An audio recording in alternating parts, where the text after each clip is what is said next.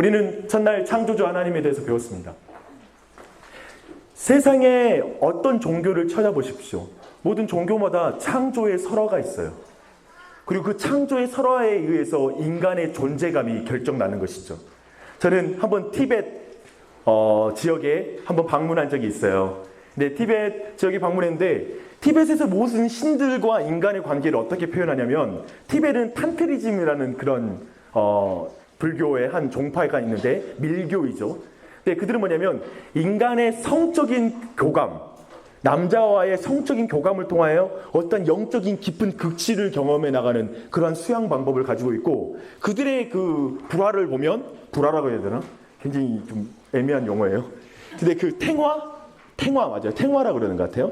근데 그런 화를 보면 그 여신과 남신이 그 성교를 나누고 있고, 그리고 거기서 인간을 어떻게 표현하냐면 그들이 발로 이렇게 머리를 딱 짓밟고 있어요. 그 장면으로 인간을 그리고 있죠.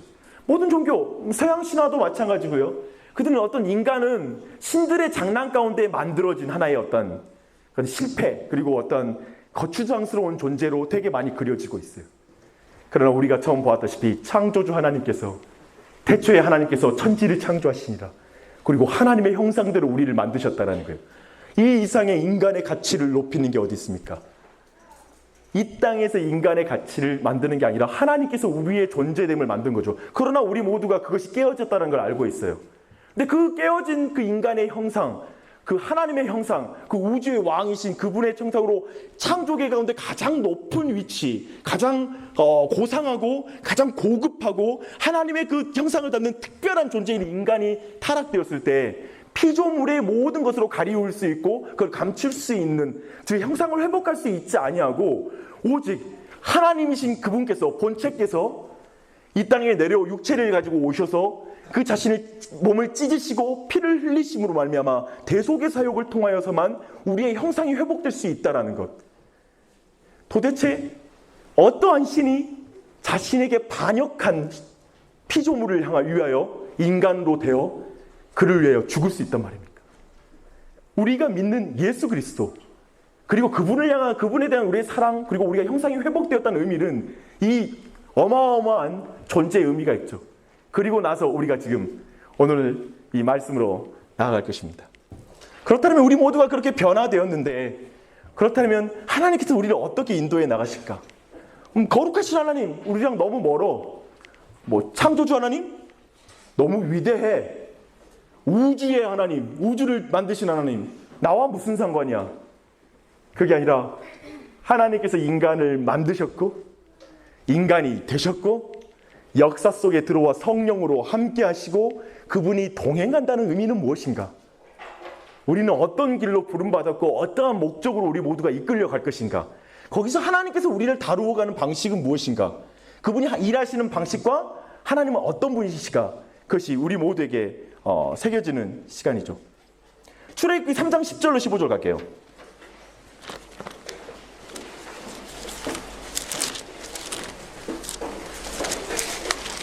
출애굽기는 오늘 이 창세기 계속 살펴보던 창세기의 첫 독자인 이스라엘 백성들이 읽었는데요.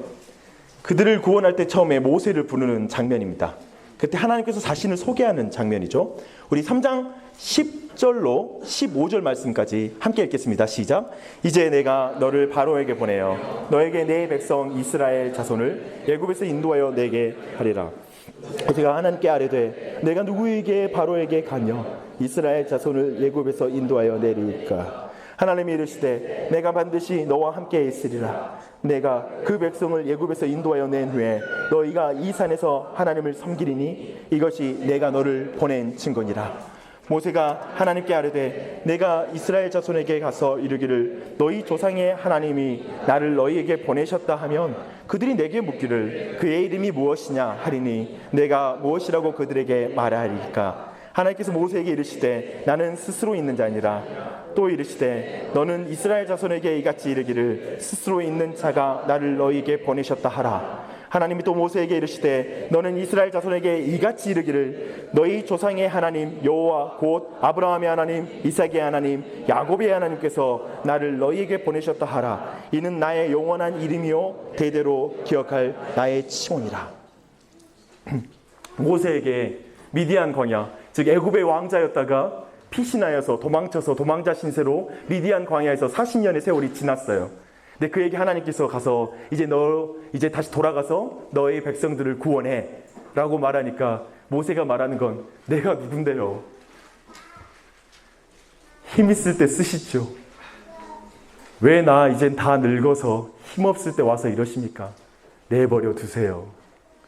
그냥 이렇게 살다 죽게. 왜 이 아무것도 할 수 없는 무력한 때 사실은 내가 누구기에라는 그 말 안에 뭐가 있냐면 모세라는 그 이름, 구원자라는 그 이름이 자신에게는 말도 안 되는 이름이죠. 건짐을 물에서 건진 자. 이 자신의 이름이 이제 더 이상 기억나지도 않고 광야에서 40년 동안 자신의 이름이 지워지는 인생을 살았던 거예요. 그런 자에게 이제 말하죠. 그리고 나서 그가 이스라엘 백성이 그러면 당신의 이름을 뭐라고 물어보면 뭐라고 대답해야 됩니까? 했을 때 야훼라는 이름을 처음으로 거론해요. 하나님 자신의 이름을 처음으로 말씀하신 사건이에요. 그리고 두 번째로 표현하는 이 표현에 주목하십시다. 나는 아브라함의 하나님, 야곱의 하나님, 이삭의 하나님, 야곱의 하나님이다. 많은 사람들이 물어봐요. 신은 누구인가? 신은 무엇인가? 하나님은 누구입니까? 라고 물어볼 때 하나님은 뭐 유일하신 하나님이시죠. 관념적이고 철학적이고 어떠한 책으로 표현하는 게 아니라 하나님이 어떤 분이신지를 논리적 과정으로 설명하는 게 아니라 지금 하나님께서 지금 자신을 설명할 때 뭐라고 하냐면 아브라함의 하나님, 이삭의 하나님, 야곱의 하나님. 즉 뭐냐면 나는 나를 자연에도 새겨놨지만 무엇보다도 난 아브라함에게 나를 새겨넣어놨다. 인간이라는 존재 그리고 그 사람 그들이 살아간 공간 그들이 살아간 시간 속에 그 인생들을 봐라. 누군가가 하나님 누구지라고 물어보면 이렇게 말하는 거예요. 아브라함을 봐. 아브라함 안에 내가 기록돼 있어. 이삭을 봐. 야곱을 봐. 이 의미를 이해하세요? 하나님은 저 높이 거룩하신 하나님이고 창조주이고 무한하신 분이시고 그분은 영원하신 분이시고 시간이 없으신 분이시고 그러한 분이시지만 그분은 자신을 한 인간에게 자신을 계시하시고 그 인간에게 40년이 걸리고 50년이 걸리고 100년이 걸리는 긴 시간 속에 그가 거하는 공간과 시간 속에 그 한 존재에게 자신을 새겨 넣으시는 거예요. 여러분한테요. 저는 막 이 말씀 묵상하는데 그게 너무 벅찬 거예요. 신자란 게 뭘까? 우리라는 존재 뭘까? 정말 고단한 인생, 아무것도 아닌 인생과 같은 그 우리 모두에게 하나님께서는 오셔서 나에게 그분이 누구인지 새겨 넣으셔서 아브라함의 언약대로 나에게서 하나님을 본 자는 복을 받을 것이요 나에게서 하나님을 보지 못하는 자는 저주를 받는 그런 자리로, 즉 하나님의 형상으로 그 자리로 우리 모두를 이끌어가고 계시던 사실이죠. 사람에게 하나님은 하나님을 계시하시고 기록하시는 거예요. 근데 아브라함의 하나님, 이삭의 하나님, 야곱의 하나님, 제가 이제 창세기를 묵상해 나가면서 제일 이해가 안 되고 그리고 되게 해석하기 어렵고 고약한 인간이 있어요. 누군 것 같아요? 네? 여러분 다 알고 계시는데 대답하지 않으신 거 알아요? 야곱이잖아요. 그렇죠? 지금 야곱 말하려고 했는데 조금 기다리시지. 그런 분도 계시는데 야곱이에요. 이 야곱이라는 인물에서 우리가 특별히 특징적으로 우리가 볼 수 있는 건 뭐냐면, 가장 큰 건 뭐냐면 하나님이 선택하셨는데 또 하나님이 그를 통하여 일하시기 원하시는 분명히 선택받은 주의 사람인데 그가 매우 인간적인 방법으로 그걸 이루려고 하고 성취하려고 하는 인간의 모든 연약함과 완악함, 그리고 그 주변부에 살고 있는 모든 사람들의 모략과 계산, 우리가 살고 있는 치열한 직장의 터, 그리고 임금 협상, 모든 과정들을 통하여 또 아내들과의 다툼, 그 집안의 불화, 그 모든 것이 펼쳐지는 것 가운데 하나님의 뜻이 성취되는 과정과 그분이 하나님이 일하시는 방법을 우리가 이해할 수 없을 정도로 그려주고 있다는 거예요. 그 모습들을 그려준 게 야곱의 기록에서의 가장 큰 특징이에요. 근데 그 부분을 오늘 다 우리가 충분히 살피지 못할지라도 간략하게 살피고 오늘은 말씀을 짧게 하고 기도하자. 이걸 결정하였죠. 오늘 빨리 끝내야 돼요, 저는. 왜냐면 우리 소망을 나눠야 돼요. 우리 소망 안 나누면 이번에 수련회 끝장난 거예요. 아무것도 안 내요, 지금. 여러분, 그게 중요해요. 저는 여러분이 소망을 나눌 수 있도록 시간을 지키도록 최대한 노력하겠습니다. 저의 소망은 오늘 밤 나주에 내려가는 것입니다. 저도 끝나고 내려가야 돼요. 네, 아쉬워하는 분들 마음 많이 열어줘서요. 고맙습니다. 네, 그렇다면 우리 한번 야곱으로 넘어가 보게요. 우리 창세기 25장부터 쭉 살펴볼 텐데요. 여러분들이 그냥 말씀은 제가 하나하나 읽지 않고 읽을 부분을 읽을 텐데 그냥 넘어가는 부분들도 많이 있어요. 그러니까 그렇게 생각하시고 가는데요. 25장 19절로 26절 말씀 읽을게요. 19절로 26절, 25장 다 함께 읽겠습니다. 시작. 아브라함의 아들 이삭의 족보는 이러하니라. 아브라함이 이삭을 낳았고 이삭은 40세에 리브가를 맞이하여 아내를 삼았으니 리브가는 밧단 아람의 아람 족속 중 부두엘의 딸요 아람 족속 중 라반의 누이였더라. 이삭이 그의 아내가 임신하지 못하였으므로 그를 위하여 여호와께 간구하매 여호와께서 그의 간구를 들으셨으므로 그의 아내 리브가가 임신하였더니 그의 아들들이 그의 태 속에서 서로 싸우는지라. 그가 이르되 이럴 경우에는 내가 어찌할꼬 하고 가서 여호와께 묻자온대. 여호와께서 그에게 이르시되 두 국민이 내 태중에 있구나. 두 민족이 내 복중에서부터 나누이리라. 이 족속이 저 족속보다 강하겠고 큰 자가 어린 자를 섬기리라 하셨더라. 그 해산 기한이 찬즉 태에 쌍둥이가 있었는데 먼저 나온 자는 붉고 전신이 토록 같아서 이름을 에서라 하였고 후에 나온 아우는 손에서 에서의 발꿈치를 잡았으므로 그 이름을 야곱이라 하였으며 리브가가 그들을 낳을 때 이삭이 60세였더라. 그 아브라함도 얘를 낳는 문제 때문에 고약한 인생을 살죠. 25년 동안. 아무튼 자손은 디스플레이 해줄 때 막 하늘의 별들 보여주면서 모래를 보여주면서 너의 자손이 이렇게 많을 거야 라는 그런 약속을 줬는데 애는 죽어도 안 생기고 25년 만에 드디어 아들 하나를 얻었어요. 근데 오늘 본문에서 그 이삭에게도 동일한 문제가 발생해요. 결혼하고 나서 20년 만에 아이를 얻어요. 이 장면은. 20년 만에 얻은데 그가 아내를 위하여 기도하죠. 넌 되게 멋진 남자인 것 같아. 아이를 얻게 해달라고. 이 여자 아이 못 낳으면 내 팽개치겠다고 이런 개념의 남자가 아니라 아내를 위하여 간구하자 그에게 아이가 생겼다라고 표현하고 있어요. 멋있죠? 그런 남자가 되세요? 네. 그런 남자가 아니면 내 동댕이 쳐버려. 네. 말도 안 나와요? 네. 여하튼 그런 기도 가운데 하나님이 아이를 주셔요. 철저하게 성경이 말하는 건 이 아이는 언약의 자손이고 하나님이 허락한 아이다라는 걸 강조하는 거예요. 그런데 아브라함하고 다른 국면은 뭐냐면 한 아이의 배에서 지금 쌍둥이가 있는 거죠. 이 당시에는 엑스레이가 없기 때문에 복중에서 갑자기 뭔가 막 치고받고 난리가 났는데 너무 당혹스러운 거죠. 리브가가. 애가 왜 이래 막. 이 애들은 뱃속에서부터 거대한 파이터들이 되어가지고 막 팍팍 때리니까 너무 지금 당혹스러운 상황이 벌어졌어요. 그래서 그것을 기도하자 하나님께서 중요한 거. 야곱의 생애 전체를 해석할 때 이 부분이 모든 해석의 키예요. 하나님께서 야곱을 선택하셨다라는 거예요. 복중에 있을 때. 그리고 이 에서 큰 자가 작은 자를 섬기게 될 것이라고 분명하게 말씀하신 부분이에요. 그렇게 말씀하고 듣고 나서 이제 진행되는 부분이죠. 기본적으로 야곱이라는 인물은 기본적으로 경쟁의 왕. 정말 이 사람은 승부욕에 불타오르는 인간이에요. 이해되시죠? 뭐든지 이기고가 많은. 그래서 그 이름 자체가 약탈자, 그 다음에 속이는 자, 사기꾼이라는 뜻이죠. 약탈자, 사기꾼 이런 의미를 가지고 있어요. 그의 본성을 가장 잘 드러낸 말이에요.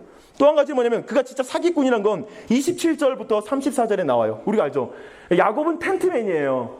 딱 성경 보면 그 형은 들에서 노는 남성다운 형이고요. 이 아이는 집안에서 아주 여성스럽게 엄마 음식을 도와주면서 텐트 안에 거하는 남자예요. 우리가 좋아하는 착한 남자이죠.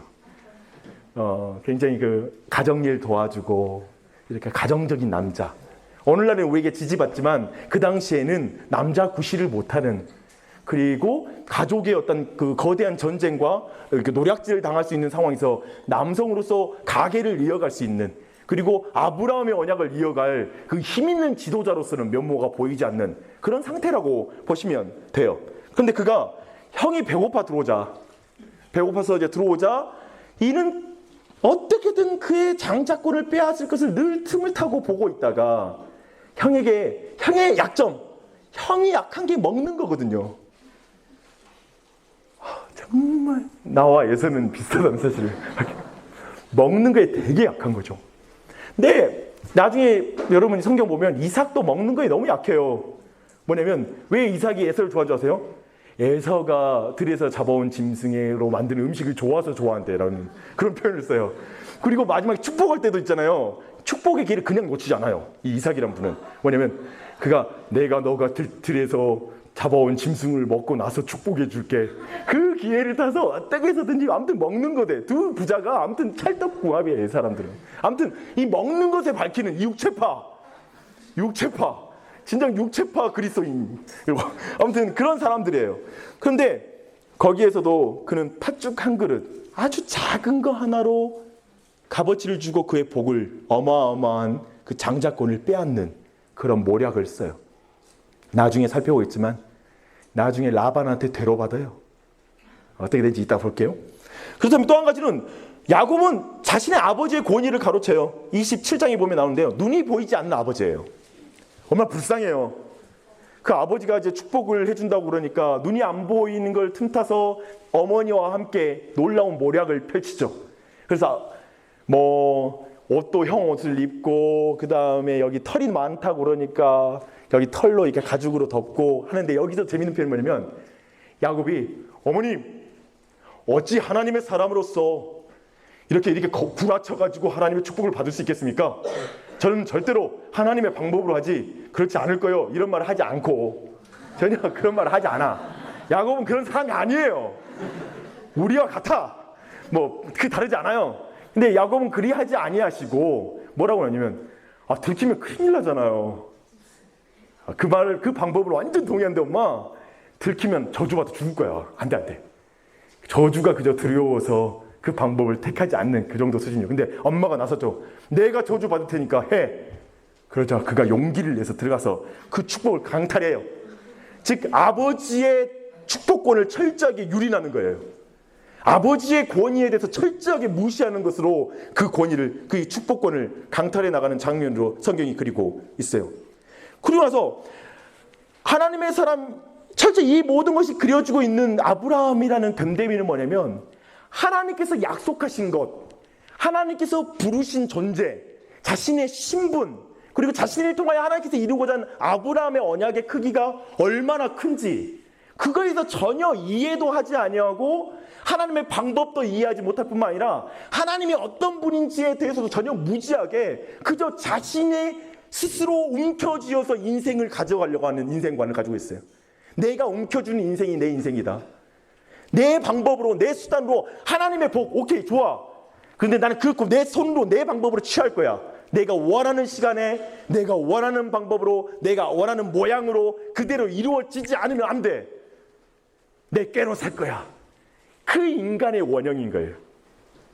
어쩌면 오늘날 우리 많은 그리스도인들이 하나님의 자녀다, 그리스도인이다, 하나님의 제자이다, 그리고 그가 가지고 있는 언약은 성경의 놀라운 충만한 언약이고 왕 같은 제사장이다, 그 놀라운 많은 신분이라는 사실을 알고 있음에도 철저히 이 세상 가운데 자신의 방법과 모략과 수단, 내 힘, 내 지혜 가운데 하나님이 들어오지 않으면 하나님을 불신하는 것, 내가 바운더리 친 그 영역 안에 하나님이 일해주지 않으면 하나님은 없는 것처럼 느껴지는 것, 내가 계획한 것에 하나님이 도와주지 않으면 그분은 나와 동행하지 않는 것, 마치 내가 만든 그 스퀘어 안에서 하나님이 작아진, 우리가 첫날부터 살펴본 하나님을 축소화시켜서 그저 신앙생활하는, 그리고 자기 자신을 축소화시키는 문제, 자기가 어떤 언약을 가지고 있는 하나님의 자녀됨의 의미가 뭔지에 대해서 망각한 그런 철저한 삶을 살아간 원형이었던 거죠.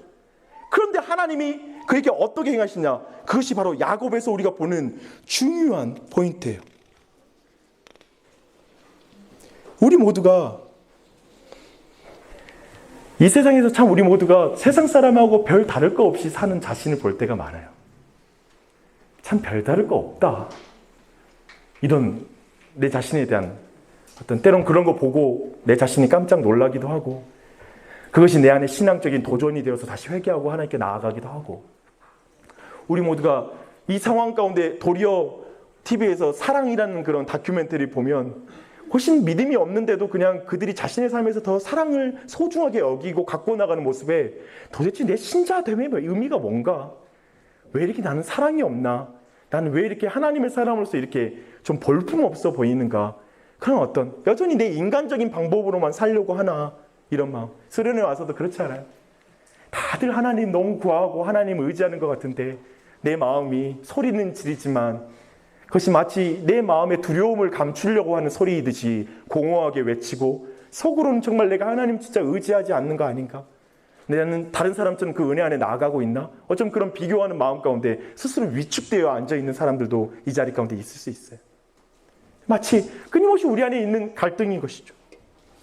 이 치열한 세상 속에서 이 속고 속이는 듯한 이 세상 조금만 눈을 팔리면 내가 조금만 빈틈을 보이면 누군가 치고 와서 죽일 것 같은 이 세상 그 상황에서 별다를 거 없는 거기에서 야곱과 같이 내가 움켜쥐지 않으면 아무도 신경 써주지 않을 것 같고 내가 붙잡고 내 스스로 이 인생을 개척하지 않으면 하나님은 거기에 없는 것 같고 그래서 내 자신이 모든 걸 책임져야 되는 그 외로운 자리 그 자리에 있는 우리 모두 그걸 말하는 거예요. 근데 하나님께서는 야곱을 야곱답게 빚어가요. 근데 여기서 우리 한 가지 기본적으로 질문이 한 가지 나와요. 하나님 선택했으니까 그럼 야곱 막 살아도 되네요. 하나님 뜻이 이루어지니까. 왜냐하면 겁나 이렇게 전라도에서 왔어요? 되게 모략을 써서 했는데 아무튼 장자권은 야곱이 가져가요. 취소되지도 않아. 나 개인적으로 불만이 있었어요. 뭐냐면 나는 왜 취소가 안 되나 이거였어요. 나 야곱의 구라에 속았습니다.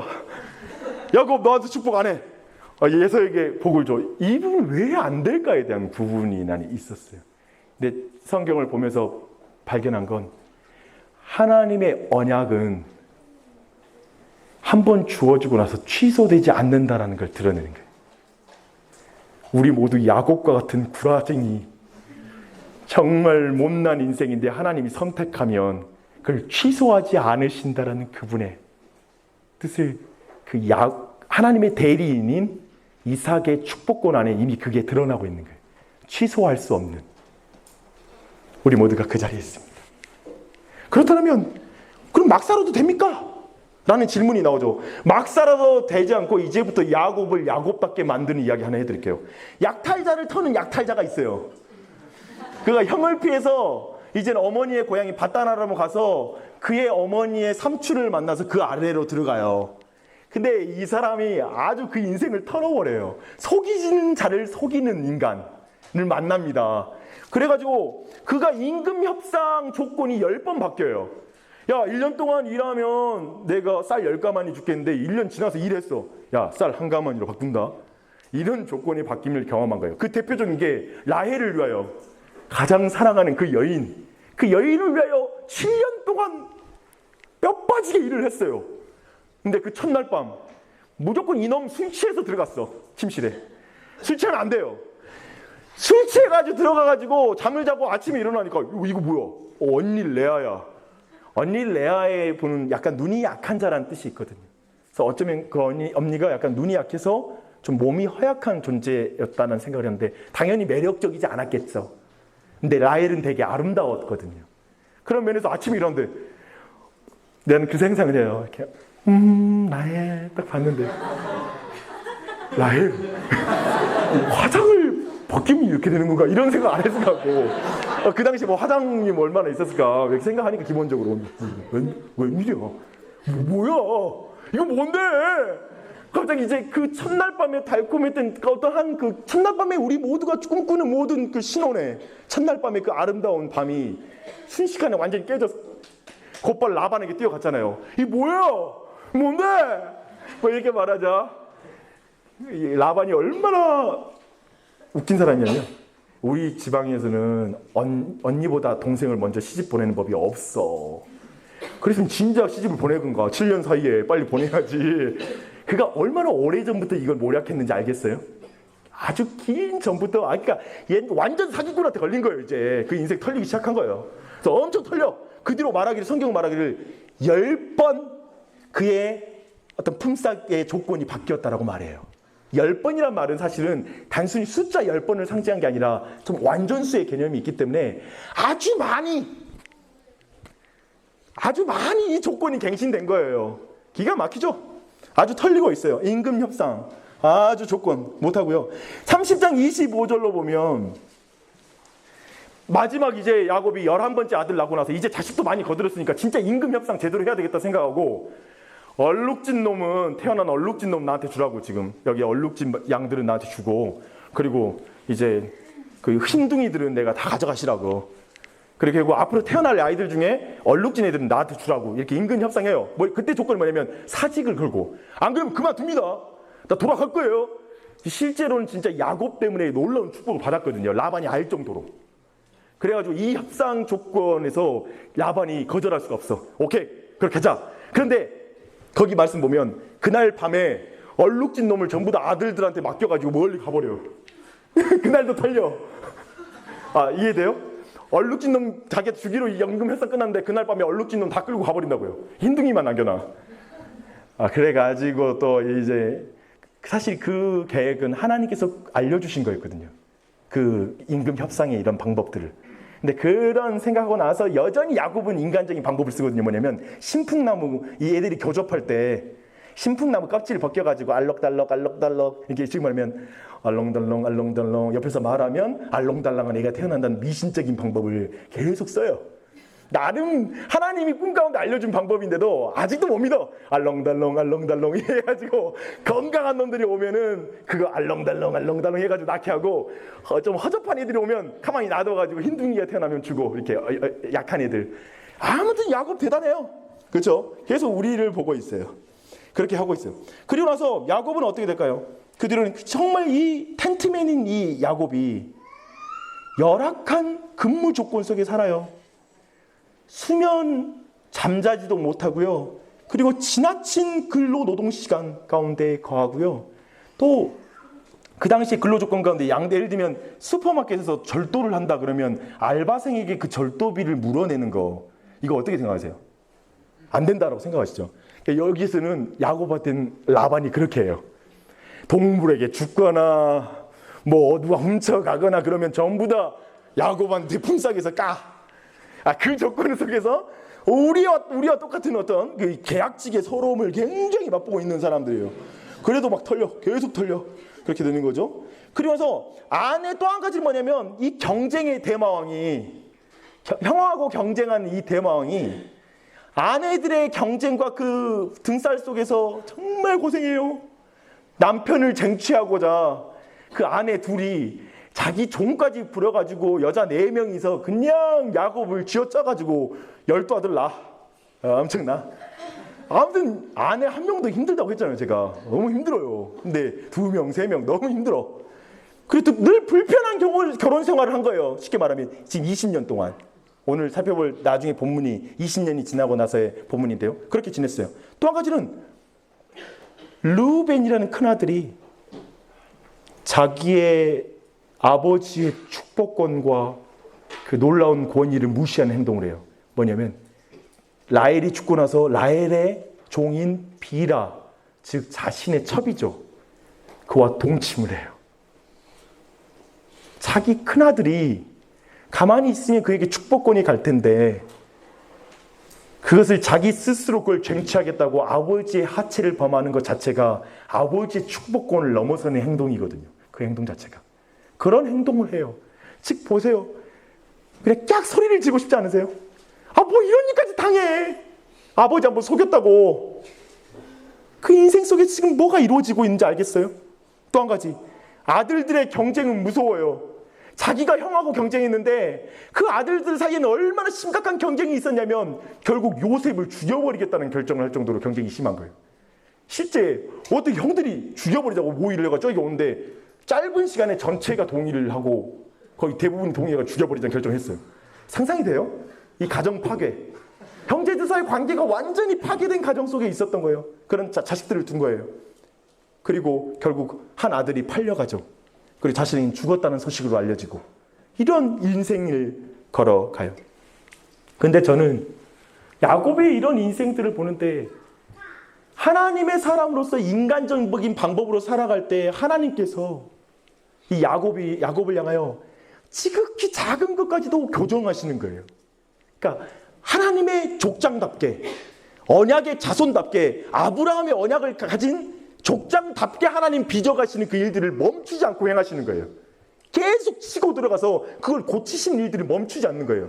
근데 우리의 눈에 보기에는 그냥 이게 손가락 하나로 건드렸다가 주먹으로 맞는 듯한 느낌. 뭐야. 이런 마음이 느끼는 그런 상황 가운데 가는 거예요. 근데 저는 이 본문 보는데 나중에는 사실은 디나도 강간당하고, 그러니까 딸.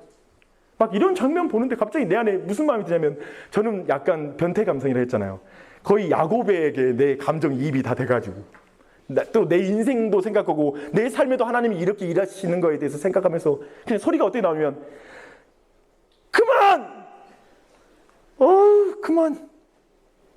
도대체 어디로 이끌어 가려고 이 인생 이렇게 만듭니까?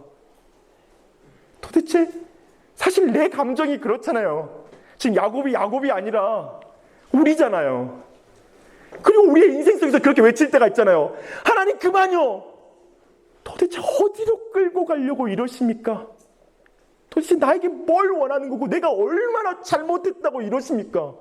도대체 나에게 뭘 기대하는 겁니까?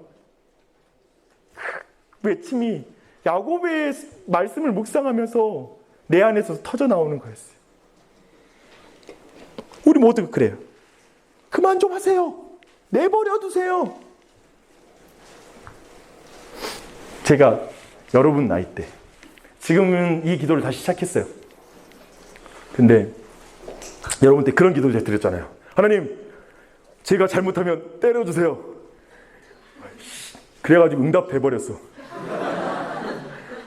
저는 사실 여러분 저 볼 때 어떻게 보이시는지 모르겠는데 약간 정신심리적으로 약간의 문제가 있어요. 저는 인생에 어떤 격정이 있어서가 아니라 심리적인 어떤 어려움에 막 전체가 무너지는, 되게 그것이 약해서 심리적으로 불안에 떠는 것들이 있어요. 막 감정이 요동하는, 그게 굉장히 많은 사람이에요. 되게 여기 있으니까 자신감 있어 보이고 막 그래 보이잖아요. 근데 지금 목회를 시작했는데 제일 두려운 게 그거였어요. 내가 어떤 상황에 들어가면 내 감정이 완전히 무너져가지고 개척했는데 완전히 내가 무너져 버리지 않을까. 거기서 내가 볼 때 뭐냐면 개척해서 두 부류가 있어요. 한 부류는 개척해서 좋았던 사람이 이상해진 사람이 있어요. 굉장히 아니었는데 좋아진 사람이 있고. 근데 나는 그거였어요. 개척했다가 여러 열악한 상황 속에서 내가 무너져가지고 완전히 이상한 괴물이 될까 봐. 그게 굉장히 두렵고 긴장이 돼요. 사실 지금도 무슨 마음이냐면 내가 하나님을 붙잡지 않으면 내가 어느 순간에 무너질지 모르는 그 불안감. 그래서 하나님을 의지하지 않고는 설 수 없다는 생각을 늘 하게 돼요. 근데 왜 이렇게 되냐면 그 10년 동안 응답이 돼가지고 그냥 내 인생 자체가 그냥 기쁨 없이 즐거움 없이 그냥 거대한 터널을 지나는 듯한 인생을 살아왔어요. 하는 일마다 안 되는 거 있죠. 어쩜 하나님 아버지 마음 쓴 거 해가지고 그게 알려진 거 외에는 안 되는 게 다 안 됐어. 그래서 하나님 아버지의 마음 쓰셨어요. 오, 정말 대단하세요. 나는 그 말 듣는 게 제일 수치스러웠어요. 부끄러웠어요. 왜냐면 사람들은 그걸 썼으니까 오, 대단하세요. 하나님 마음 많이 알겠어요. 라는 질문처럼 나한테 하는 거죠. 근데 나는 말하는 거예요. 아니요. 나 지금 그 노래 부르는 게 부끄러워요. 나 정말 그대로 살고 있지 않아서 고백한 게 더 부끄러운 인생 아세요? 고백이 더 거창했기 때문에 부끄러운 거. 내가 그때 차라리 그런 기도 안 했으면 됐는데, 그런 결단 안 했으면 좋겠는데, 그것이 더 부끄러워지는. 마치 베드로가 이 모든 사람이 당신을 배반할지라도 나는 당신을 위해서 목숨을 바치겠습니다라고 말했던 그 고백이 부끄러워서 그날 밤에 더 서럽게 그가 울었던 것처럼, 저의 인생이 그거였던 것 같아요. 근데 정말 그렇게 자신 있게 기도했던 내가 그 과정 속에 있을 때 이렇게 나더라고요. 왜 나를 이렇게 힘들게 만드세요? 라고 이런 기도가 나오더라고요. 왜요? 근데 우리 모두에게도 그런 기도가 있다고 생각합니다. 그런데 이제 오늘 운명적인 밤입니다. 32장이죠. 32장 하십시다. 야곱 참 거친 인생, 험악한 인생을 보낸 사람이에요. 32장 21절로 30절 말씀 우리 읽어보실 때요, 이날 야곱의 이름이 바뀌어요. 야곱의 인생, 결국 그 모든 인생이 어디로 이끌리고 있는지, 하나님이 그를 어디로 내보내시는지를 결정적으로 드러내는 장면이에요. 그래서 이 말씀 보시면서 여러분이 뭔가 그걸 한번 살펴보시면서 읽어보시기 바랍니다. 21절로 30절 말씀 다 함께 하나님의 말씀을 읽으십시다. 시작. 그 예물은 그의 앞서 보내고 그는 무리 가운데서 밤을 지내다가 밤에 일어나 두 아내와 두 여종과 11아들을 인도하여 야복 나루를 건널세. 그들을 인도하여 시내를 건너가게 하여 그의 소유도 건너가게 하고 야곱은 홀로 남았더니 어떤 사람이 날이 새도록 야곱과 씨름하다가 자기가 야곱을 이기지 못함을 보고 그가 야곱의 허벅지 관절을 치매 그의 허벅지 관절이 그 사람과 씨름할 때 어긋났더라. 그가 이르되 날이 세려하니 나로 가게 하라. 야곱이 이르되 당신이 내게 축복하지 아니하면 가게 하지 아니하겠나이다. 그 사람이 그에게 이르되 내 이름이 무엇이냐. 그가 이르되 야곱이니이다. 그가 이르되 내 이름을 다시는 야곱이라 부를 것이 아니요 이스라엘이라 부를 것이니 이는 내가 하나님과 및 사람들과 겨루어 이겼습니다. 야곱이 청하여 이르되 당신의 이름을 알려주소서. 그 사람이 이르되 어찌하여 내 이름을 묻느냐 하고 거기서 야곱에게 축복한지라. 아멘. 네, 여기까지 읽겠습니다. 우리 알다시피 라반으로부터 도주하죠. 그리고 도주에 최종적으로 성공해요. 근데 이제 남은 게 있어요. 그 인생의 가장 넘기 힘든 벽이라고. 그 전에 형이 죽인, 형의 살기를 느끼고 이제 밧다나람 갔었잖아요. 이제 다시 자신의 땅으로 돌아올 때 문제는 뭐냐면 아직도 그 형이 살기 등등하게 그가 오기를 기다리고 있다는 사실이었어요. 그리고 그를 만나지 않고 그를 통과하지 않고는 진짜 가나안 땅에 들어가지 못해요. 우리 모두 그럴 거예요. 우리 안에 원수와 같은 존재, 대적이라고 존재하는 그 존재를 넘지 않고는 참 언약의 기쁨과 가나안의 기쁨을 누리지 못하는 우리 각자의 마음 안에 있는 그 벽 말입니다. 그 원수 말입니다. 그 문제 말입니다. 어쩌면 지금 야곱은 그 마지막 그 문제, 그 인생을 끊임없이 그 아킬레스건, 사실은 야곱이 붙잡아서 무너뜨렸는데 이제 자신을 붙잡아 무너뜨리는 문제, 바로 에서라는 문제를 남겨두고 있었던 거예요. 네, 그 상황 속에서 이제 그는 예물도 보내죠. 그리고 자신의 아내와 아이들을 또한 보내고 나서 그 홀로 이제 야복강에 이제 서 있는 거예요. 그 상황 속에서 한 사람이, 여기서는 한 사람이라는 표현인데 나중에 뒤에 보니 그가 하나님이었다. 마치 아브라함에게 찾아갔던, 소돔과 고모라에서 멸망시킬 때 아브라함에게 찾아갔던 천사, 그 가운데 하나님이 계셨던 것처럼 여기서 동일하게 이 하나님이라는 분이 이에게 사람의 형상으로 찾아가셨던 것이죠. 그래서 그가 싸움을 시작한 거예요. 야곱이 먼저 삿발을 잡은 게 아니라 그가 와서 먼저 삿발을 잡은 거예요. 이거 나중에 살펴보면 매우 중요한 거예요. 어떤 사람이 야곱을 에아베크, 여기서 잡았다라는 거, 이제 씨름하다는 게 에아베크인데 야곱이라는 말과 매우 자음과 자음이 비슷해요. 에아베크. 그래서 야곱. 그래서 어떤 사람이 이제 야곱을 붙잡은 거예요. 야곱이 붙잡은 게 아니라, 말이 어려워. 그 사람이 야곱을 붙잡은 거예요. 근데 그 싸움 가운데 그가 재밌는 표현을 써요. 그 하나님이 전능하신 분께서 그가 야곱을 이기지 못함을 보시고 그를 친 것이죠. 그리고 또 다른 표현 가운데 어려운 표현이 있어요. 뭐냐면 하나님께서 이 야곱에게 나중에 이젠 복을 주실 때 너는 하나님을 이긴 자라는 표현을 써요. 이 두 가지가 우리 안에 해석이 안 되고 되게 어려운 부분이에요. 어떻게 하나님이 이길 수 없어? 어떻게 하나님을 이긴 자가 있을 수 있어? 라는 그 질문이 우리에게 나오죠. 사실 오늘 본문에는 그거예요. 환도뼈를 치자. 그럼 더 이상 어떻게 싸울 힘이 없어요, 사실은. 육체적인 힘으로 지금 이 사람을 붙잡을 어떤 힘도 없는 거예요. 그래서 사실은 힘과 힘으로 생각한다면 여기서 야곱을 이길 수 없다는 표현은 정확한 표현이 아니겠죠. 뭔가 다른 이유가 있었다는 것이죠. 그 다른 이유 하나는 뭐냐면 이제 볼 수 있는 건 그가 마지막으로 나를 보내주라 라고 말하잖아요. 이제 나를 보내주라 라고 말하는데, 아니요, 나에게 복을 주시기 전에는 보낼 수 없어요 라고 말할 때, 이건 뭐냐면 이제 야곱이 드디어 자신의 힘과 자신의 의지와 자신의 능력과 꾀가 아니라 하나님 내게 은혜 주셔야 해요. 하나님 은혜 안 주면 나 죽어요. 이제 하나님의 마음을 붙잡기 시작했어요. 기도의 극치로 들어가요. 참된 신자의 기도, 그분의 마음의 긍휼을 호소하기 시작해요. 그분의 마음을 붙잡는 그 참된 기도로 지금 나아가는 거예요. 드디어 야곱을 거기까지 하나님 몰아넣으신 거예요. 그의 환도뼈를 쳐서 드디어 그는 모든 것이 무력화되고, 그리고 여기서는 하나님이 진다라는 건 뭘까요? 하나님은 그분의 마음을 붙잡는 자를 버릴 수가 없다. 하나님은 자신이 택한 자를 힘으로 한다면 심판할 수밖에 없으나 자기의 신이 택하는 자를 버릴 수 없다. 포기할 수 없다라는 거예요. 야곱의 이 모든 것 안에 나타나는 것은 무엇이에요? 사실은 지금 원래 이 전체가 야곱의 전체 인생을 그리는 거 아니에요? 하나님이 먼저 와서 삿발을 잡은 거예요. 그를 선택한 거예요. 근데 야곱은 그 하나님과 이제까지 끊임없이 씨름해 온 거예요.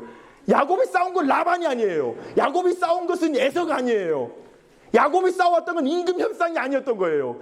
끊임없이 그 자신의 꾀, 자신의 방법 아래 하나님을 가두고 끊임없이 자신의 방법으로 자신의 언약과 하나님의 약속, 그 모든 것을 그저 자신의 힘으로 끊임없이 가져왔던, 사실 그를 설득하고 그를 바꾸시는 하나님, 그 전 인생, 그 모든 과정 속에서 끝까지 그는 자신을 포기하지 않는 거예요.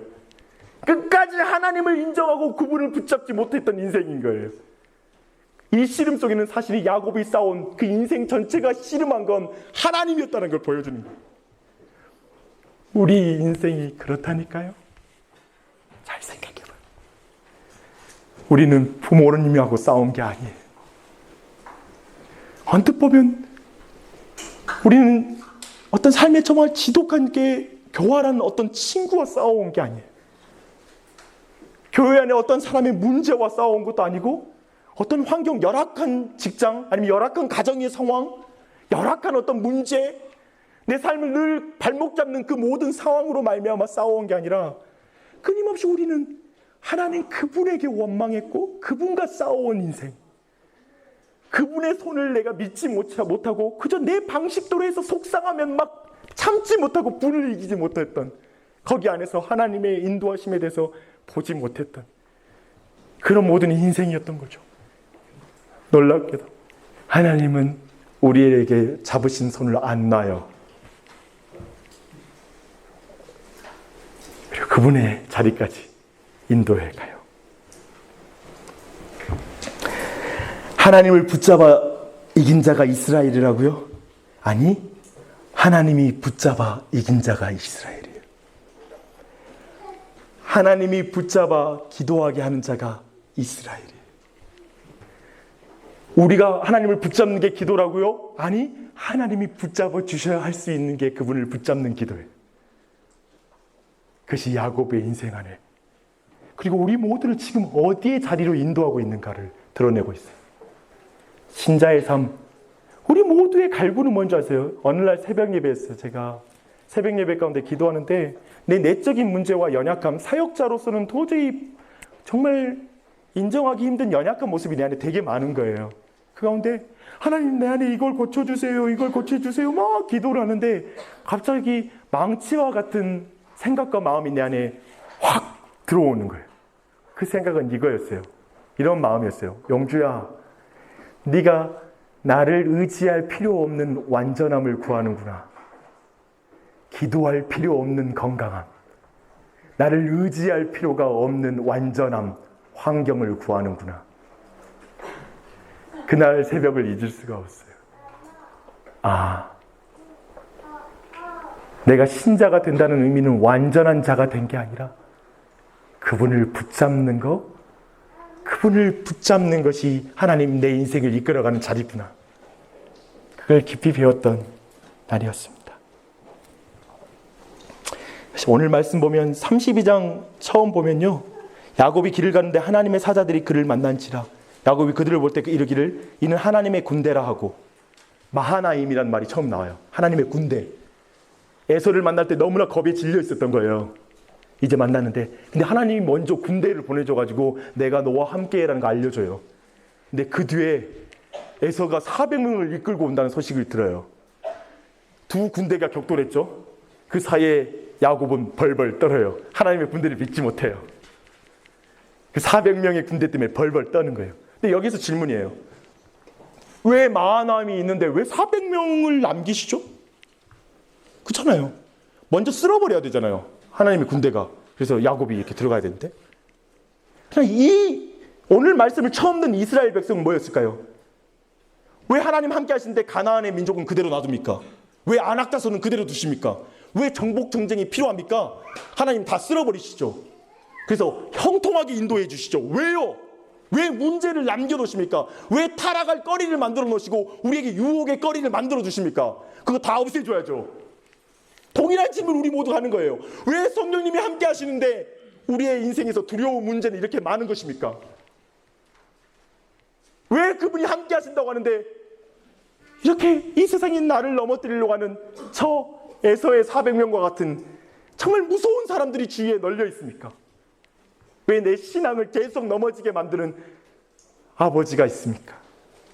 어머니가 있습니까? 가족이 있습니까? 그 말을 하게 된다고요. 야곱은 말하는 거예요. 야곱의 인생 전체는 이렇게 말하는 거예요. 내 힘으로 붙잡는 인생에서 하나님을 붙잡는 인생으로 이끄시기 위해서이다. 하나님의 형상이라는 의미 자체가 우리 배웠잖아요. 하나님을 의존한 자, 하나님의 말씀에 순종하고 그분으로만 만족한 자라는 의미가 있잖아요. 형상 자체가. 결국 그 형상의 회복 자체가 뭐냐면 우리 안에 있는 형태는 그분을 의존하는 자, 거기는 말씀을 듣는 것과 순종하는 것 포함될 뿐만 아니라 그분에게 엎드려 기도하는 삶, 그 단순히 새벽 예배 드린다는 삶이 아니라 그 존재 전체가 온 삶 가운데, 모든 시간 가운데, 환경 가운데 그분을 끊임없이 의존하는, 모든 환경 속에서, 모든 상황 속에서 그 하나님을 붙잡는 그 인생으로 이끌어 가시는 그 과정을 위하여 마하나임이 있으나 그 앞에 여전한 에서의 군대는 있다는 거예요. 그저 내 자신을 위해 재산과 생명과 미래를 위한 간구하는 차원이 아닌, 이제 야곱은 오늘 본문에서 충분히 나누지 못했지만 그가 아브라함의 언약을 생각하고 기도해요. 마하나임 다음에 보면은 야곱의 최초의 기도문이 나오거든요. 거기 보면 그가 이제 아브라함의 언약을 기억해요. 자기만 채우는 인생이 이제 아브라함의 언약을 이어가야 하잖아요. 저를 살려주세요. 이제 그가 다른 걸 의지하는 게 아니라 하나님의 말씀을 내가 이어가야 하기에 주님 나를 구원해 주세요. 도와주세요. 이렇게 기도하는 거예요. 내 자손이 사라지는 것 자체가 그 언약이 끊기는 의미잖아요. 이렇게 하나님의 말씀을 붙잡는 자가 된다니까요. 우리를 그리 이끌어가고 있는 거예요. 우리 모두는 말해요. 이스라엘, 크리스천, 성도. 성경에서 말하는 표현은 뭐냐면 You are Jacob. 너는 야곱이다 라고 명백하게 선언하고 나서 그러나 내가 너를 이스라엘이라 부르겠다. 너의 실력은 야곱이다. 나 그런데 너를 이스라엘이라 부를 것이다. 이상하게도 야곱의 이름은 뒤로 성경을 보면 야곱과 이스라엘을 교호적으로 사용해요. 아브라함은 이름을 바꾸고 나서 계속 아브라함으로 부르거든요. 근데 야곱은 그것이 왔다 갔다 해. 뭘 말하는 걸까요? 너 실력은 야곱이다. 지금 이 약속을 듣고 있는 이스라엘 백성, 이 지금 너희들 선택받은 이유, 너희 이스라엘 민족 자체가 하나님이 선택받은 거 너희 조상의 실력 때문에 된 거 아니다. 선민의식 따위 갖지 마라. 웃기지 마라. 너희 육체에게 너를 선택한 이유가 없다. 너희 조상들의 이 처절하고 더러운 족보를 봐라. 그 가계를 봐라. 유다, 너희들의 장자라고 자기 며느리하고 간음하여 낳은 족속 아니냐. 수치스러운, 오직 내가 너희를 선택했고 너가 약해서 불렀고 너가 부족해서 불렀고 네가 더러워서 불렀다. 그래서 내 이름이 영화롭게 만들 것이다. 내가 너를 그렇게 불렀다. 너의 실력은 야곱이나 사실 내가 너를 붙잡았다. 내가 너를 붙잡았고 결국 내가 이스라엘 하나님을 이긴 자, 결국 너희 죄 때문에 내가 죽음으로 언뜻 보기엔 너희들이 나를 이긴 듯, 너희 죄가 나를 이긴 듯하게 보이지만 결국 내가 그리스도 안에서 승리하여 너를 내 것으로 샀다. 그 자리에 우리 모두를 인도하신 겁니다. 결국 우리를 어느 자리로 인도할까요? 창세기 47장 7절로 10절까지 읽고 우리 함께 기도하십시다. 저는 야곱의 장면을 볼 때 이 장면 보고 울음이 울컥 나오는 장면이에요. 47장 7절로 10절 말씀 한번 읽어봐요. 이 야곱이 자신의 인생을 뭐라고 설명하고 있고 그리고 야곱이 어떠한 존재가 됐는지를 한번 살펴보세요. 47장 7절로 10절입니다. 다 함께 시작. 요셉이 자기 아버지 야곱을 인도하여 바로 앞에 서게 하니 야곱이 바로에게 축복하며 바로가 야곱에게 묻되 내 나이가 얼마냐? 야곱이 바로에게 이르되 내 나그네 길의 세월이 130년이니이다. 내 나이가 얼마 못 되니 우리 조상의 나그네 길의 연조에 미치지 못하나 험악한 세월을 보내었나이다 하고 야곱이 바로에게 축복하고 그 앞에서 나옵니다. 저 가나안 시골에 저 전라도 나주 무슨 리 어쩌면 그런 시골에 목동 70여 명을 거스린 그냥 족장에 지나지 않는 야곱, 이제 나이 들어서 정말 몸이 약할 대로 약해진, 그리고 수염이 난 아마 하얀 수염이었겠죠. 인생의 모든, 특별히 이는 짧은 세월을 살았지만 우리가 보았다시피 험악한 인생 살았잖아요. 험악한, 하나님께 선택받아서 험악하게 살았어요. 험악하게 산 그 인생이 재밌는 표현을 봐요. 당신 모든 축복권은 높은 자가 낮은 자에게 축복을 해줘야 되잖아요. 신분이 높은 자가 낮은 자에게. 근데 이 목동이 들어가자마자 God bless you. 하나님의 축복이 있기를. 성경은 뭘로 표현하면 야곱이 바로를 깨뜨리고 왕이 되었더라. 하나님이 머리를 올리셨더라. 세상을 정복하셨다는 표현을 안 쓰는 거예요. 인간의 정치 권력을 뒤집어서 야곱이 바로 위에 올라가서 축복해줬더라. 이런 구역이 전혀 아니라 신분은 매우 그냥 초라한 신분인데 그가 바로 앞에 그 당시 세계 최대 강국인 바로 그곳에 신이라 불렸던 그 바로를 향하여 God bless you 축복하고 나갈 때도 축복했다고 그래요. 들어갈 때 축복하고 나갈 때 축복한다. 사랑하는 여러분, 우리 모두의 신분은 크게 바뀌지 않아요. 예수님을 믿어도 우리 중에는 어떤 사람이 은사에 따라서 어떤 회사의 CEO가 되는 사람도 있을 거고 어떤 공기업을 다닐 사람도 있고 좋은 직장이라고 말하는 곳에 다닐 사람도 있을 거고, 근데 사실 들어가서는 뭐 대리든지 아무튼 낮은 신분부터 시작하겠죠. 그것 자체가 바뀌지 않는다는 거예요. 그런데 당당한 거예요. 상상해봐요. 황금이 가득한 바로의 궁 앞에 유목민의 옷을 입고 그 앞에 서서 축복하는 야곱의 모습.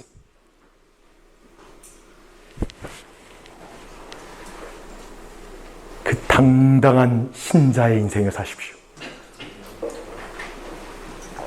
바로 앞에 쫄지 마십시오.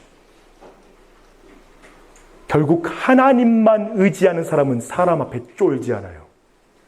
세상을 의지하는 사람은 세상의 권력 앞에 쫄아요. 연줄 잡아서 내 성공이 목적인 자는 사람 앞에 빌붙어요.